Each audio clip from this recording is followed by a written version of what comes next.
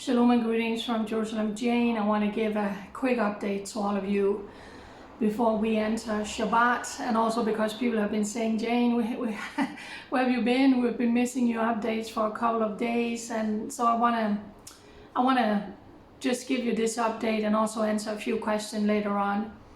I think my body just kind of collapsed a little bit emotionally, mentally, physically after everything that we have been facing here in Israel way before this past week. But of course, that has kind of been the icing on the cake, and we haven't slept for a week.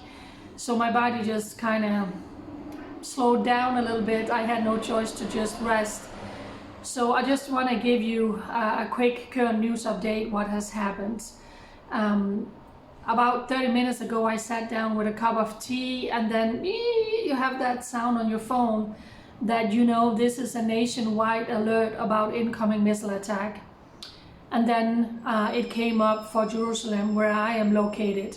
So I literally just popped my head out the window or my door here on my balcony, and I see one missile, I see two, I see three flying away from me. Not so I'm in danger, they're flying away from me. So I quickly grabbed my phone and I made a couple of videos that I have shared on my social media. So it turned out it was actually a barrage of around 25 ballistic missiles that was flying in over Israel now, and they were hit in Haifa, where the latest number I saw was 12 people who were injured. Two of them were severely injured, including a 16-year-old boy. Two was moderately injured, and 8 was slightly injured. So that happened just now.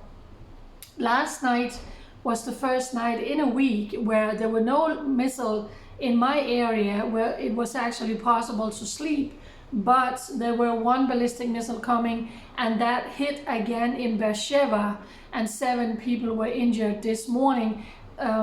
Impact from that missile hit in a parking lot, setting a lot of cars on fire and blasting up with injuries or damages to numerous apartments. But it was a miracle that people were not killed. So I want to give you a little bit of statistic, and these are the statistics that came out at 3 p.m. So that was just before the latest barrage of rockets that we have. At that time, more than 450 ballistic missiles was launched at Israel, more than 400 drones, and more than 50 impacts.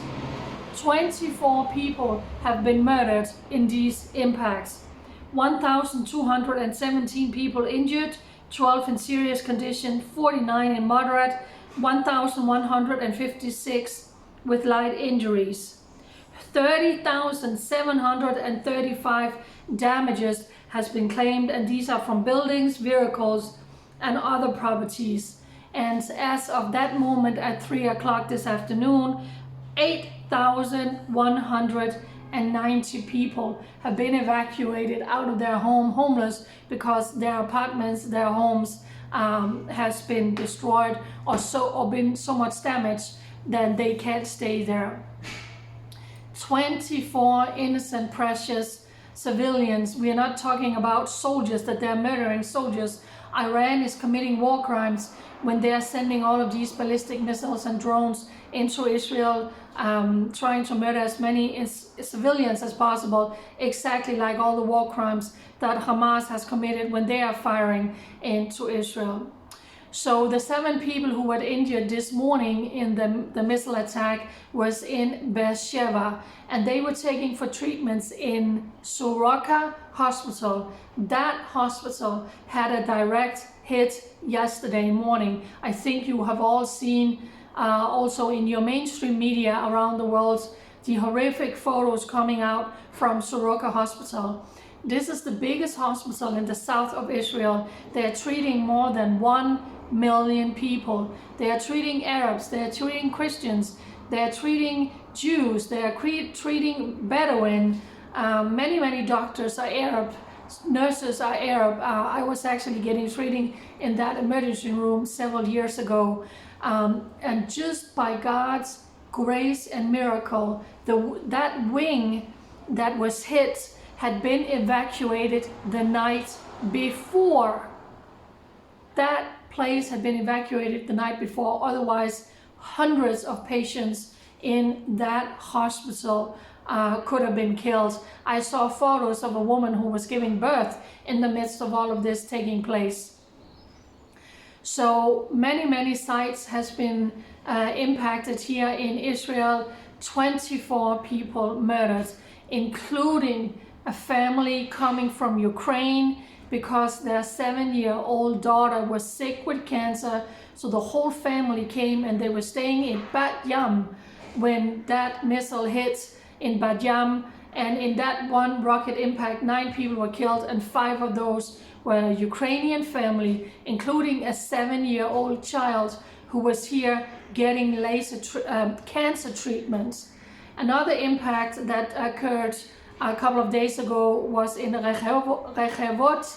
The Weizmann Institute, 2 buildings were injured in the Weizmann Institute, and all of their precious research into many different areas, including cancer, was completely destroyed.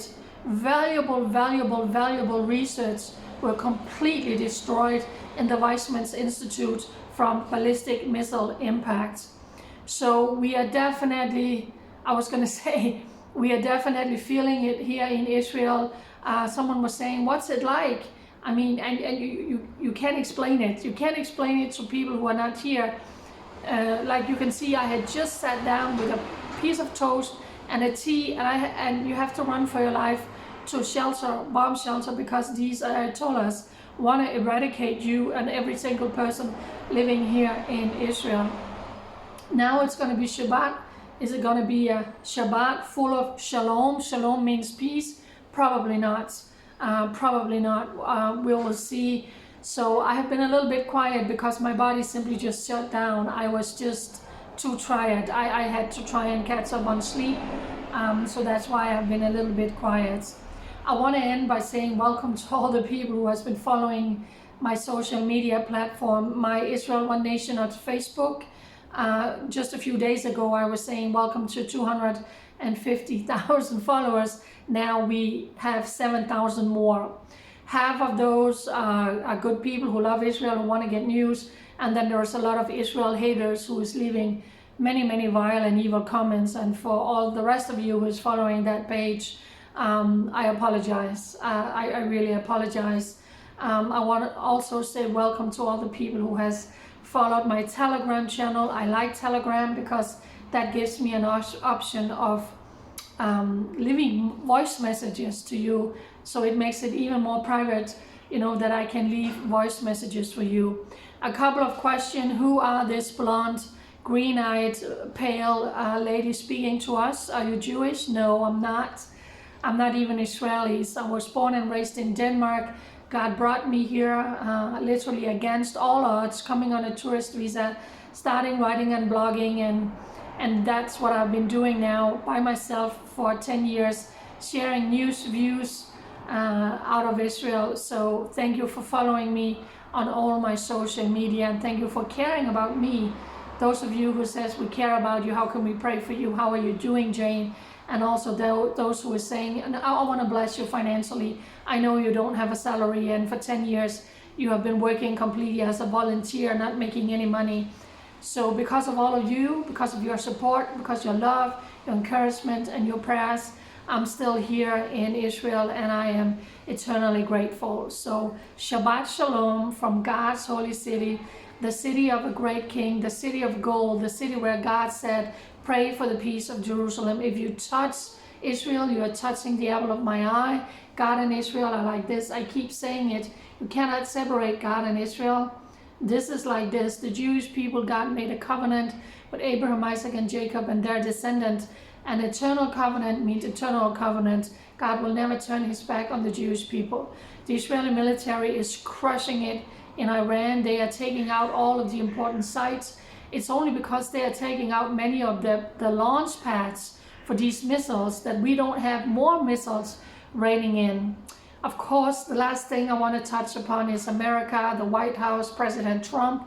America, are you going to get involved in this? Are you going to give us the bombs? Are you going to bomb what needs to be bombed so we can end all of this in Iran and, you know, God willingly bring people freedom to the people of Iran who has been suffering under this horrific regime?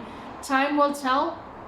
If America decides not to get involved, Israel will finish the job, because Israel has no other choice. So as I'm standing here into my small apartment, putting on a little bit of lipstick because I look so tired, I want to say me and my house will serve the Lord, and we will always stand with Israel for such a time as this. Shabbat Shalom. Bye.